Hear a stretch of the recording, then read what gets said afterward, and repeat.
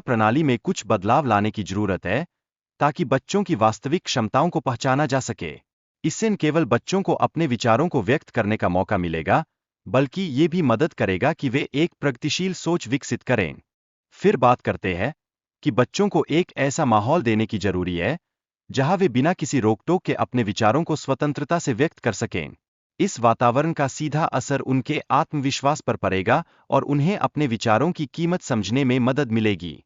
इस सब के बीच हमें ये भी समझना होगा कि आर्थिक दबावों के चलते लोग अपनी इच्छाओं को छोड़कर एक सामान्य जीवन जीने पर मजबूर हो जाते हैं। ये स्थिति जीवन की गुणवत्ता को कम करती है और लोगों को अपने मन की बात करने से रोकती है। जहां तक प्रशिया की शिक्षा प्रणाली का सवाल है, इसे सैन्य श्रेष्ठता को बनाए रखने के लिए विकसित किया गया था।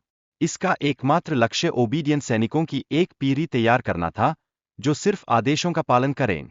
अब इस शिक्षा प्रणाली का समाज पर जो प्रभाव पड़ा, वह बहुत गहरा था। इससे युवा पीढ़ी में स्वतंत्र विचार करने की क्षमता कम होती गई, क्योंकि इन्हें केवल अपने सुपीरियर्स के आदेशों का पालन करने के लिए प्रशिक्षित किया गया। औद्योगिक क्रांति के दौरान मशीनों की बढ़ती मांग ने हमारे श्रमिकों के लिए नई चुनौतियां पैदा कीं। इसी दौरान शिक्षा प्रणाली ने इन समस्याओं का समाधान निकालने में महत्वपूर्ण भूमिका निभाई। उदाहरण के लिए, प्रशियन शिक्षा प्रणाली का मॉडल अपनाकर कई देशों ने अपनी शिक्षा प्रणाली में बदलाव किए। उनका मुख्य उद्देश्य श्रमिक तैयार करना था, ताकि वे औद्योगिक मांगों को पूरा कर सकें। ब्रिटिश राज के दौरान भारतीयों को ब्रिटिश नियमों का पालन करने के लिए सिखाया गया।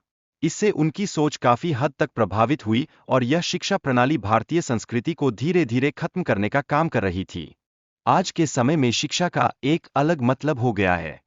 इसे अब सामाजिक स्थिति को दर्शाने के लिए एक साधन बना दिया गया है, जहां लोग अपने बच्चों को अच्छे स्कूलों में भेजकर अपने सामाजिक मान को बढ़ावा देते हैं।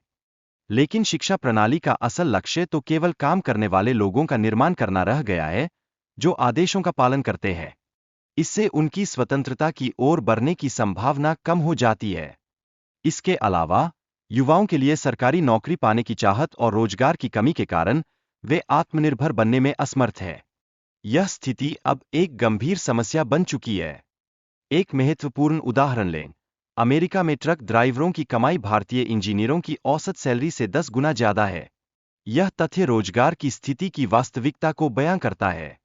हालात ये है कि लोग अपने काम में आत्मसम्मान को त्याग कर अपने सुपीरियर्स के आदेशों का पालन कर रहे हैं।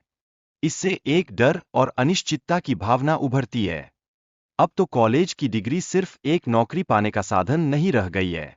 ऑनलाइन पाठ्यक्रमों के जरिए लोग कम लागत में महत्वपूर्ण कौशल सीख सकते हैं। बच्चों को स्कूल और कॉलेज भेजना तो जरूरी है, लेकिन उनके लिए सही दिशा और कौशल विकसित करना भी उतना ही महत्वपूर्ण है। उन्हें विभिन्न क्षेत्रों का अन्वेषण करने के लिए प्रेरित करें, ताकि वे एक उज्ज्वल भविष्य की ओर बढ़ सकें।